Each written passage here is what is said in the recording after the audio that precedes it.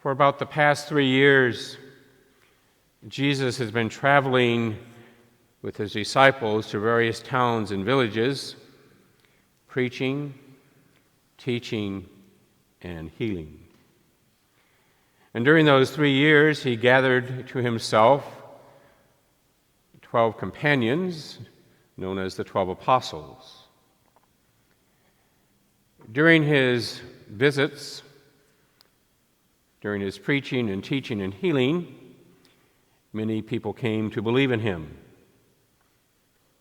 to follow him.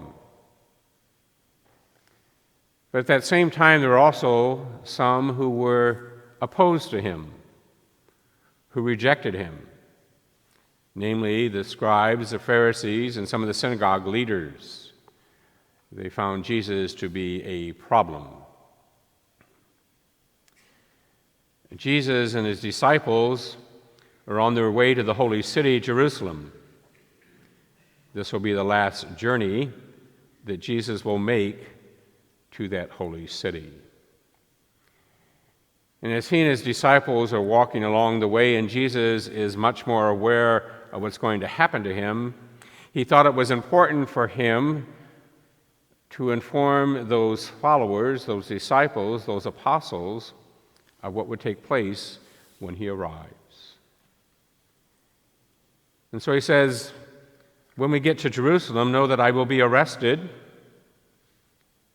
put on trial, convicted, condemned, killed, and be raised on the third day.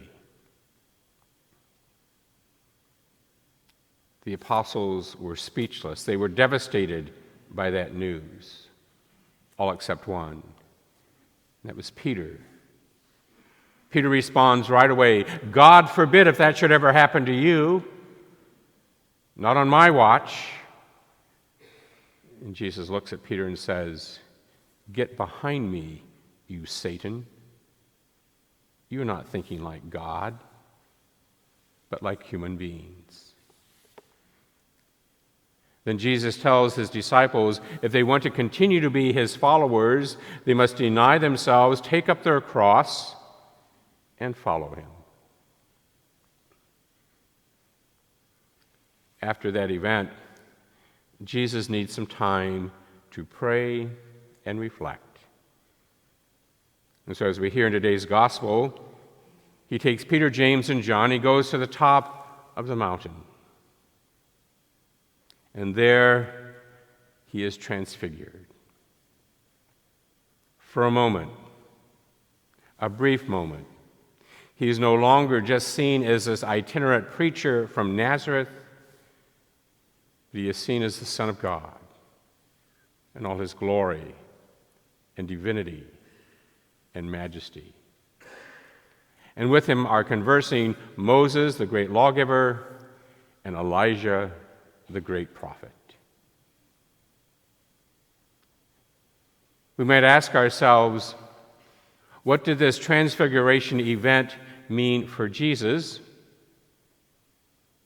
and also for Peter, James, and John, and for ourselves? For Jesus, the transfiguration event was validation of what he was doing. His preaching, his teaching, his healing. He probably needed that to make sure that he was on the right path. He was doing the will of his Father because he was meeting with opposition, and perhaps he got it wrong. But in that moment of transfiguration, as he once again recognizes who he is, the Son of God, in all his glory and majesty, he also realized that he is the fulfillment of the law and of the prophets.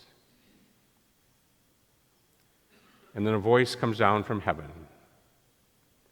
This is my beloved Son, with whom I am well pleased. Jesus remembers those words from the Hebrew Scriptures when the prophets would say that was acknowledgement of the anointed one of God, the Messiah of God. Jesus remembered that he heard those words on the day of his baptism in the River Jordan. You are my beloved Son, with whom I am well pleased. And so as Jesus approaches his suffering and death, he receives validation from God, his Father. Son, you are doing the right thing. You are on the right path. Your suffering would lead to glory. Now, what did the Transfiguration event mean for Peter, James, and John, and for us? Well, to answer that question, we need to focus a little bit on Peter. Peter is quite a colorful character in the Gospels. He's bold, he's decisive, he's outspoken, and most of the time, he's wrong. In the Gospels, he's the first to act, the first to speak, and the first to be corrected. You heard that earlier in my beginning of the homily, when after Jesus predicts for the first time his approaching passion, death, and resurrection, Peter reacts, God forbid if that should happen to you. And Jesus says, get behind me, you Satan. You're not thinking like God. We will see the same thing at the Last Supper as Jesus once again reminds his disciples of his approaching suffering and death. And Peter stands up and says, don't worry, Lord, I'm willing to die with you. And the Lord looks at him and says, before the cock crows, Peter, you will deny me 3 times. And even in today's gospel,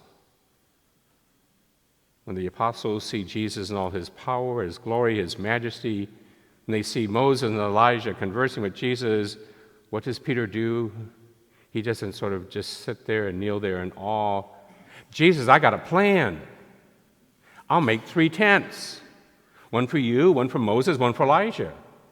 We'll stay here in glory, in majesty. We don't have to go back down there where there's suffering and death. And before Peter can finish, a voice from the cloud says, in a sense, be quiet, Peter. This is my beloved Son, with whom I am well pleased. Listen to him. And see, that's what we take away from the Transfiguration. We are to listen to Jesus before we speak and before we act. Now, what does that look like in our daily lives? Too often, many people confine the presence of Jesus to buildings like this. Too often, people keep Jesus confined to the tabernacle. But you and I need to remember that wherever we are, whatever we're doing, Jesus is by our side. And when you and I reflect upon that, when you and I think of that, when you and I are aware of that Jesus is with us no matter where we are and what we're doing, we will be in awe of his presence, his power, and his glory. And as we become more aware that Jesus is with us in all of our situations of daily life, and we reflect upon that presence, we will realize that before we speak and before we act, we need to listen to him for his guidance, his direction, his discernment. For those of you who are married, think of what your relationship could be with one another if at home you realize that every event, every interaction with one another, Jesus is also present in your midst.